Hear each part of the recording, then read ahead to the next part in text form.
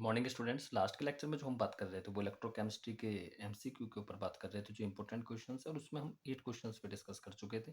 अगर next questions की बात करें, क्वेश्चन नंबर 9, तो उसने क्या कहा है 9 में, the number of electrons delivered at the cathode during electrolysis by A current of 1 ampere. तो यहाँ पे आपसे नंबर ऑफ इलेक्ट्रॉन्स पूछा गया है। क्या पूछा गया है आपसे? Number of electrons. आपसे नंबर ऑफ इलेक्ट्रॉन्स पूछा गया है। क्या क्या दिया गया है? करंट दिया गया है आपको आई कितना दिया गया है आपको यहाँ पे? 1 एम्पियर। 1 एम्पियर आपको करंट दिया गया, और कितने टाइम में दिया गया है? 60 सेकेंड में दिया गया है। तो आपसे क्या पूछा है? नंबर ऑफ इलेक्ट्रॉन्स पूछा गया है। क्या क्या दिया गया है क्वेश्चन में? एक आपको करंट दिया गया है, एक आपको टाइम दिया गया है। अब आपको पता है कि Q इक्वल क्या होता है? आई टी होता है। इलेक्ट्रिसिटी क्या है? इक्वल किसके? आई टी के। और एक फॉर्मूला आपने फिजिक्स में पढ़ा होगा, Q इक्वल क्या होता है? N E. ई क्या होता है? इलेक्ट्रॉन का चार्ज होता है। और एन क्या है जो आपको निकालना है? क्या है? Number of electron. Number of electron. तो अब आपको क्या करना है? सपोज आपने इसे इक्वेशन 1 माना है और इसे इक्वेशन क्या माना है? 2 माना है। अब आपके पास आई भी है, टी भी है, ई भी है, चार्ज ऑन इलेक्ट्रॉन, और आपको क्या निकालना है? एन निकालना है। तो आप क्या करिए, इस इक्वेशन फर्स्ट को या इक्वेशन सेकंड को किसके इक्वल रख लेंगे? हम इक्वेशन फर्स्ट के। अब इक्वेशन सेकंड क्या दी गई है आपको? एन, चार्ज, आई, टी। अब आपको क्या निकालना है? एन। तो जब आप एन निकालेंगे तो क्या हो जाएगा? आई टी अपॉन ई। ई का मतलब चार्ज। अब आई कितना दिया गया है आपको यहाँ पे? 1 एम्पियर। और टाइम कितना है आपका? 60 सेकेंड। और चार्ज कितना है? 1.6 इंटू 10⁻⁻19। इस पॉइंट से ये जीरो पर बढ़ जाएगा। अब जैसे आप इस पावर को ऊपर लेकर जाएंगे तो आपको पता है ये पावर क्या हो जाएगी? प्लस की। इतना कर देंगे आप। अब आपको क्या करना है? अगर हम इन दो जीरो को हटाएं तो पावर बढ़ जाएगी। तो कितना हो जाएगा? ऊपर 6, नीचे 16। और पावर कितना हो गया आपका? 10⁻21। ये 2 से 3 टाइम्स और ये 8 टाइम्स। तो कितना हो जाएगा आपका? ये हो जाएगा 3/8 इंटू 21। इतना कर लेंगे आप। अब आप इसे जब डिवाइड करें, कैलकुलेशन आप आगे कर सकते हैं। तो ये कितना आएगा? अगर आप यहाँ पे जीरो लगा लेते हैं, एक जीरो बढ़ा लेते हैं, तो 30/8 इंटू 10⁻20। इतना नंबर ऑफ इलेक्ट्रॉन आ जाएगा। और इसे अगर हम आगे कैलकुलेट करते हैं तो आगे कैलकुलेट करने पे आता है 3.75 इंटू 10⁻20। तो नंबर ऑफ इलेक्ट्रॉन्स जब भी आपसे, तो कौन सा ऑप्शन हो जाएगा आपका? सी। तो याद रखिए, जब भी आपसे क्वेश्चंस किसके ऊपर आ रहा है? नंबर ऑफ इलेक्ट्रॉन्स पूछ रहा है। क्या पूछ रहा है? नंबर ऑफ इलेक्ट्रॉन्स पूछ रहा है। और आपको क्या दिया गया है उसमें? आपको करंट दिया गया है और टाइम दिया गया है। तो ऑलवेज आप कौन सा फॉर्मूला लगा सकते हैं? N equal I t upon electron.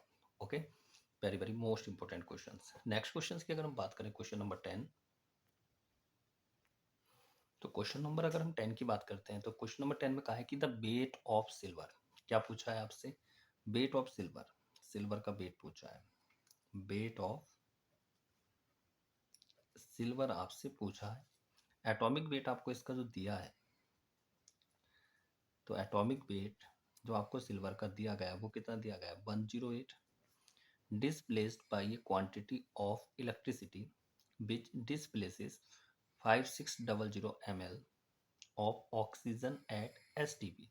तो यहाँ पे एसटीपी की बात आई है, और एसटीपी पे जो ऑक्सीजन आपको दिया गया है वो दिया गया है 5600 ml।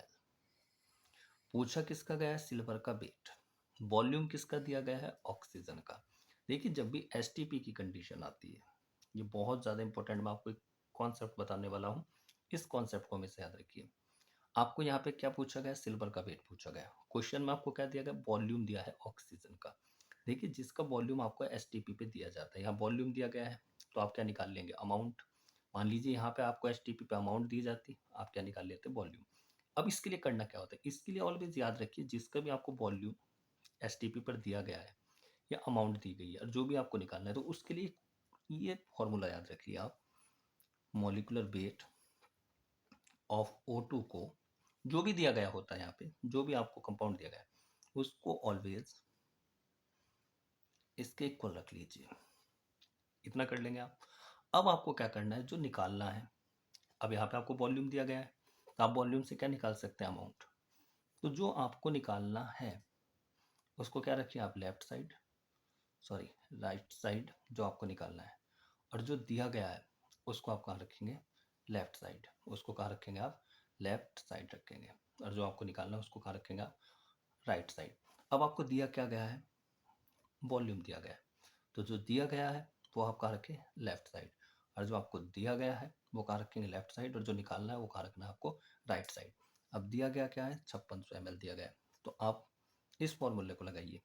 तो आप क्या लिख सकते हैं यहाँ पे कि 22,400 ml एट STP।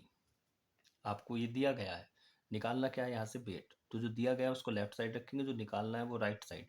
अब कितना रखता है ऑक्सीजन, 32 ग्राम, कितने पे पूछा है, 5600 ml एट STP।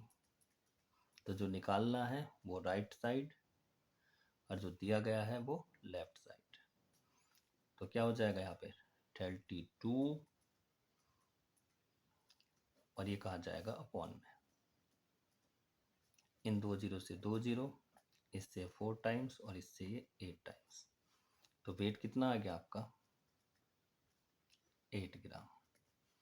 इतना भी हो गया, आपको वेट मिल गया है, किसका निकालना है। अब इक्विवेलेंट वेट निकालें अगर हम, क्योंकि अब यहाँ पे क्या करेंगे, हम फैराडे लॉ लगाएंगे, क्योंकि एक का वेट निकालना है ना, एक का आ गया है। तो weight AG upon weight O2 equal equivalent weight AG upon equivalent weight O2, क्योंकि आपको पता है फैराडे लॉ क्या होता है, second Faraday law, W1 upon W2 E1 upon E2। तो अब हमें क्या जरूरत है, ऑक्सीजन का वेट तो आ गया, इक्विवेलेंट वेट, अगर AG के इक्विवेलेंट वेट की बात करें तो equivalent weight of AG atomic weight upon charge, AG कितना चार्ज जनरेट करता है, 1, तो इसका कितना आ गया 108। अब किसका इक्विवेलेंट वेट निकालेंगे, इक्विवेलेंट वेट ऑफ ऑक्सीजन, तो ऑक्सीजन का कितना होता है, मॉलिक्यूलर वेट 32 अपॉन चार्ज। अब चार्ज का कैसे पता चला कितना जनरेट हो रहा है, तो इसके लिए ऑलवेज कौन सी इक्वेशन यूज करते हैं, 2H2O। तो यहाँ पे क्या आएगा O2, क्योंकि ऑक्सीजन का आपको क्या निकालना है, इक्विवेलेंट वेट, तो O2 plus 4H positive plus 4 electron, तो कितना इलेक्ट्रॉन का इन्वॉल्वेशन है, 4 से डिवाइड कर दीजिए। तो ऑक्सीजन का इक्विवेलेंट वेट कितना होता है, याद रखिए 8 होता है, कितना होता है 8। अब आपको सिल्वर का भी इक्विवेलेंट वेट मिल गया और ऑक्सीजन का भी मिल गया, किसका निकालना है वेट, AG का। तो weight AG upon weight oxygen का कितना आया था 8 ग्राम, इक्विवेलेंट वेट 108 सिल्वर का, और ऑक्सीजन का कितना है 8, तो 8 से 8 कट जाएगा, तो AG का वेट कितना आ जाएगा आपका 108 gram. Option number D. Okay, next question देखते हैं। क्वेश्चन नंबर अगर हम 11 की बात करते हैं, तो क्वेश्चन नंबर 11 में उसने बोला है कि the equivalent conductance of M/32 solution. तो यहाँ पे आपको कंसंट्रेशन कितनी दे दी है, M/32। M/32 का मतलब क्या है, 1/32 M आपको कंसंट्रेशन दे दी। आगे उसने क्या कहा है, solution of a weak monobasic acid is 8। यहाँ पे जो आपको कंडक्टेंस दी गई है, इक्विवेलेंट कंडक्टेंस जो आपको दी गई है, यहाँ पे जो कंसंट्रेशन पे आपको दी गई है वो आपको दी गई है कितना, 8 कंसंट्रेशन पर। और जो सेकंड क्या है, एंड एट इन्फिनाइट डाइल्यूशन पर कितनी दी गई है कंडक्टेंस आपको, 400। ये किस पे दी गई है आपको, इन्फिनाइट डाइल्यूशन पर। तो उसने आपसे क्या पूछा है यहाँ पे कि डिसोसिएशन कांस्टेंट क्या होगा। अब डिसोसिएशन कांस्टेंट क्या होता है आपको पता है, कि A equal C alpha square. तो कंसंट्रेशन भी आपके पास है C, अल्फा आपको निकालना है, कंडक्टेंस आपको दी गई है। अब अल्फा कैसे निकालते हैं आपको पता है, अल्फा इक्वल क्या होता है, आपकी जो कंडक्टेंस है वो कंसंट्रेशन पर, और आपकी जो कंसंट्रेशन है इनफाइनाइट डाइल्यूशन पर। तो अगर हम यहाँ पे अल्फा निकालते हैं तो कंसंट्रेशन पे कितना दिया गया है आपको 8 कंडक्टेंस, और इनफाइनाइट डाइल्यूशन पे कितनी है 400। तो अगर हम इसको कट करें तो कितना जाएगा 50, और जब हम इससे करेंगे इसको 0.0002, तो कितना आ गया आपका 0.02। ये आप क्या कर सकते हैं 2 × 10⁻², तो ये आपका अल्फा मिल गया। अब आपको क्या निकालना है के ए, तो के ए क्या होता है के इक्वल सी अल्फा स्क्वायर। अब कंसंट्रेशन कितनी है आपके पास 1/32, और ये कितना है 2 × 10⁻²। अब आप इसको ओपन कर लेंगे, तो जैसे आप इसको ओपन करेंगे तो 1/32 4 × 10⁻⁴।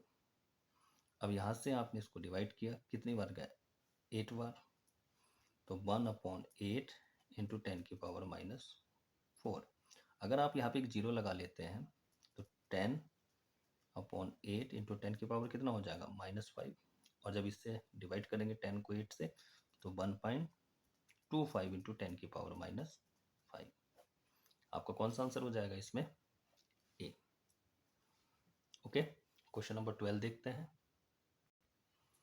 अगर क्वेश्चन नंबर 12 की बात करें तो उसने कहा है कि the standard electrode potential value आपको दी गई है। क्या दिया गया है स्टैंडर्ड इलेक्ट्रोड पोटेंशियल वैल्यू आपको दी गई है। किस किस के लिए दी गई है, एक Al3 पॉजिटिव Al के लिए दी गई है, एक Ag पॉजिटिव Ag के लिए दी गई है, एक K पॉजिटिव K के लिए दी गई है, और एक आपको Cr3 पॉजिटिव Cr के लिए दी गई है।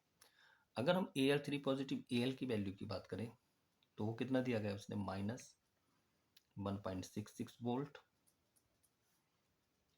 इसको दिया गया +0.80 वोल्ट। के की बात करें तो दिया गया -2.93 वोल्ट, और हम Cr3 की बात करें, किसकी बात करें Cr3 की बात करें तो Cr3 के लिए आपको जो दिया गया वो दिया गया -0.74 वोल्ट। ये वैल्यू आपको क्या है इस क्वेश्चन में दी गई है। अब आपसे यहाँ पे क्या पूछा गया, उसने कहा है कि the correct decreasing order of reducing power, तो डिक्रीजिंग ऑर्डर बताना है आपको, डिक्रीजिंग ऑर्डर। यहाँ पे क्या पूछा गया आपसे डिक्रीजिंग ऑर्डर पूछा है किसका रिड्यूसिंग पावर का। अब रिड्यूसिंग पावर के लिए मैंने आपको पहले भी लास्ट लेक्चर में कॉन्सेप्ट बताया था कि जब भी आपसे रिड्यूसिंग पावर पूछी जा रही है तो डायरेक्टली प्रोपोर्शनल किसके होती है माइनस, आपको बताया था मैंने standard electrode potential. Reducing power always directly proportional किसके नेगेटिव स्टैंडर्ड इलेक्ट्रोड पोटेंशियल। जिसका स्टैंडर्ड इलेक्ट्रोड पोटेंशियल जो वैल्यू आपको दी जा रही है जितना ज़्यादा क्या होगा निगेटिव होगा, उसका रिड्यूसिंग पावर उतना ही ज़्यादा होना। कौन सा ऑर्डर बताना है डिक्रीजिंग ऑर्डर बताना है। तो डिक्रीजिंग का मतलब क्या है सबसे ज़्यादा, तो सबसे ज़्यादा निगेटिव जिसका होगा उसकी रिड्यूसिंग पावर सबसे ज़्यादा होगी। तो शुरू में कौन आ जाएगा के, इसकी वैल्यू सबसे ज़्यादा है। उसके बाद कौन आ जाएगा Al, क्योंकि इसके बाद ये Al के बाद कौन आएगा निगेटिव में कौन है Cr, और पॉजिटिव वाला क्या होता है सबसे कम, क्योंकि डायरेक्टली प्रोपोर्शनल किसके निगेटिव के। तो जिसका निगेटिव स्टैंडर्ड इलेक्ट्रोड पोटेंशियल ज़्यादा होगा उसकी रिड्यूसिंग पावर उतनी ही ज़्यादा होनी है। ये कॉन्सेप्ट आप याद रखिए। और सबसे कम कौन हो जाएगा आपका Ag। तो कौन सा आंसर सही हो जाएगा आपका इसका बी। तो 12 का कौन सा आंसर सही हो जाएगा आपका बी। तो ऑलवेज याद रखिए जब भी आपसे रिड्यूसिंग पावर को पूछा जाएगा तो reducing power directly proportional standard electrode potential negative value में याद रखना है। ओके, नेक्स्ट क्वेश्चन देखते हैं। क्वेश्चन नंबर 30 की बात करें तो उसने क्या कहा है the standard EMF of a galvanic cell involving cell reaction with n equal to, n कितना दिया गया है आपको 2 दिया गया है, इज फाउंड टू बी कितना दिया गया है आपको standard EMF E naught cell आपको दिया गया 0.295 वोल्ट। ये आपको दिया गया है। द इक्विलिब्रियम कांस्टेंट पूछा है आपसे इस क्वेश्चन में, very very most important, equilibrium constant पे क्वेश्चन आता है ये। तो आपको इस क्वेश्चन में एक तो n दिया है, n कितना दिया आपको 2, ई नॉट सेल कितना दिया 0.295 वोल्ट, के इक्विलिब्रियम पूछा है। अब आपको पता है कि आपका फॉर्मूला क्या होता है E cell equal E naught cell -0.0591 upon n log base 10 के इक्विलिब्रियम। अब इक्विलिब्रियम की कंडीशन में आपको पता है कि इक्विलिब्रियम की कंडीशन में ई नॉट सेल ऑलवेज कैसा होता है, जीरो। तो ये तो जीरो हो गया, तो E naught cell minus 0.0591 upon n log base 10 के equilibrium. Always equilibrium condition E cell zero, तो ये कहाँ चला जाएगा, इस साइड। तो ये क्या हो जाएगा, minus E naught cell, n कितना दिया गया इस क्वेश्चन में आपको, 2 लॉग बेस 10 के इक्विलिब्रियम, लॉग बेस 10 के इक्विलिब्रियम। माइनस से माइनस कट हो गया। अब आपको क्या करना है, आपको के इक्विलिब्रियम निकालना है। अब ई नॉट सेल कितना दिया गया है इसमें आपको, 0.295 इक्वल 0.0591 अपॉन 2 लॉग बेस 10 के इक्विलिब्रियम।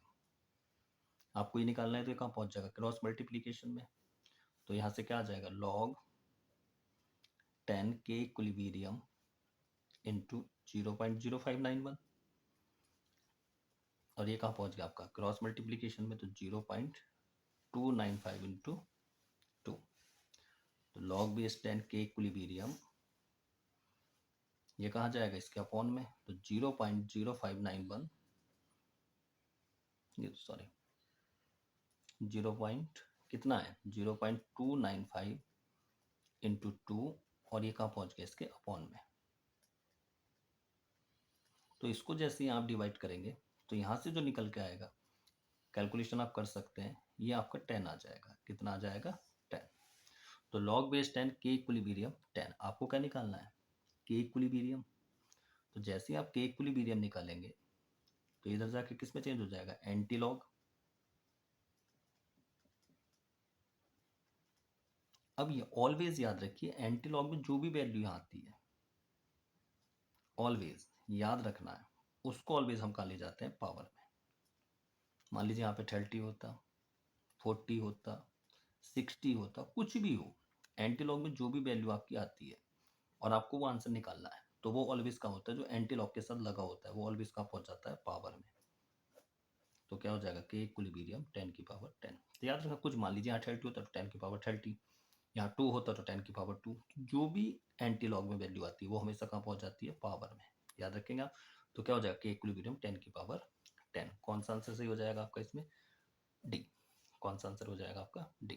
तो ये फॉर्मूला याद रखिए, और इसमें एक कंडीशन हमेशा याद रखिए कि इक्विलिब्रियम कंडीशन में जो आपका ई सेल होता है ऑलवेज कैसा होता है, जीरो होता है। ठीक है, ओके। तो इसमें मैंने आपसे कितना क्वेश्चन, 13 तक हम पहुंच गए। एक क्वेश्चन और सॉल्व कर लेते हैं, क्वेश्चन नंबर 14। कौन सा क्वेश्चन, 14। तो अगर हम 14 क्वेश्चन की बात करें, क्वेश्चन नंबर 14 में उसने बोला है कि for the reduction of AG positive ions with copper metal, कि जो एजी पॉजिटिव आयंस है वो क्या हो रहा है, रिड्यूस हो रहा है विद किसके साथ, copper metal. The standard cell potential was found to be, कितना दिया है, 0.46 वोल्ट।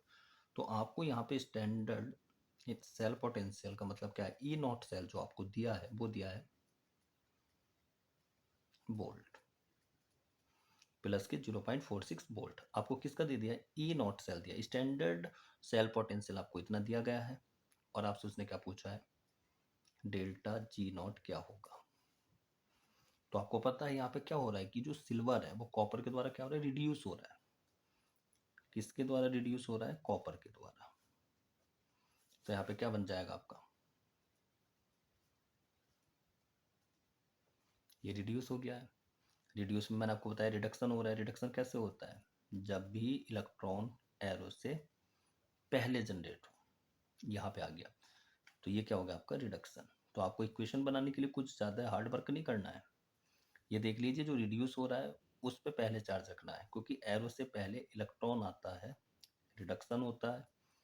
और अगर एरो के बाद इलेक्ट्रॉन आता है तो क्या होता है, आपका ऑक्सीडेशन होता है। अब यहाँ पे 2 इलेक्ट्रॉन है, यहाँ पे एक आ रहा है, तो बैलेंस करना होगा। तो बैलेंस के लिए से 2 से मल्टीप्लाई कर दिया मैंने, तो 2 Ag पॉजिटिव, 2 इलेक्ट्रॉन 2 Ag। तो n की वैल्यू कितना आ गया आपका, यहाँ पे 2 आ गया। इलेक्ट्रॉन इक्वल होना चाहिए। इलेक्ट्रॉन जो इक्वल होगा वही आपको किसको फॉलो करेगा, एन को फॉलो करेगा। तो एन की वैल्यू आ गई। अब डेल्टा जी नॉट आपको काउंट करना है। तो डेल्टा जी नॉट कैसे निकालते हैं आप, delta G naught equal minus n F E naught cell. N कितना आ गया 2, एफ कितना होता है 96500 और ई नॉट सेल कितना है 0.46। इससे ये आपका हो जाएगा, कितना आ गया 0.3 × 46। तो इसको कैलकुलेशंस करके जो आपका आएगा, कैलकुलेट आप कर लेंगे -88780 जूल। और जब आप इसको किलो जूल में बदलेंगे तो 1000 से डिवाइड कर देंगे, और 1000 से डिवाइड करने के बाद जो आपका आएगा वो आएगा -88 पॉइंट राउंड फिगर, या 78 लिख सकते हैं, या 8 राउंड फिगर करके किलो जूल। ओके, तो कौन सा आंसर हो जाएगा 89। ए आंसर हो जाएगा। कितना आंसर आ जाएगा 89 kilo joule. Okay, last question बचा है 15, उसको और देख लेते हैं। क्वेश्चन नंबर अगर हम 15 की बात करें तो a button cell used in watch function as following, एक रिएक्शन दी गई है, एक button cell used in watch function as following Zn plus Ag2O plus H2O reversible 2Ag plus Zn2 positive plus 2OH। Okay, उसने कहा है कि if half cell potentials are Zn2 positive plus 2 electron. अब Zn के लिए कितना दिया गया है, Zn के लिए आपको जो सेल पोटेंशियल दिया है वो कितना दिया -0.76 वोल्ट। Ag2O के लिए आपको जो सेल पोटेंशियल दिया गया है Ag2 रिएक्शंस के लिए वो कितना दिया गया है E नॉट 0.34 वोल्ट। आपसे क्या पूछा है यहाँ पे, सेल पोटेंशियल पूछा है, E नॉट सेल। तो मैंने आपको बताया है इसके लिए सीधी शॉर्ट ट्रिक लगानी, जो बताया E नॉट सेल इक्वल क्या होता है E naught cathode minus E not anode.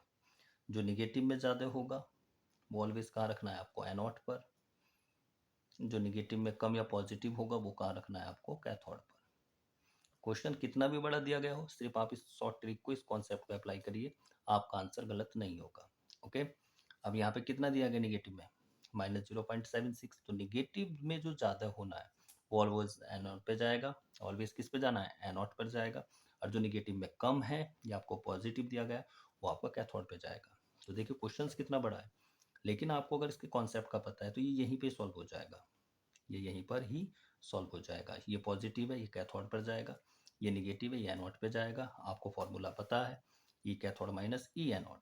तो यहाँ पे कितना हो गया 0.34, ये कम है, और ये निगेटिव में ज़्यादा है, ये पॉजिटिव है, निगेटिव वाला एनोड पे जाएगा, निगेटिव कितना हो जाएगा 0.76। अब आप क्या करेंगे, इसको ऐड कर लेंगे, तो क्या हो जाएगा आपका 0.34 माइनस माइनस प्लस 0.76, तो ये हो गया 001। तो कितना आ जाएगा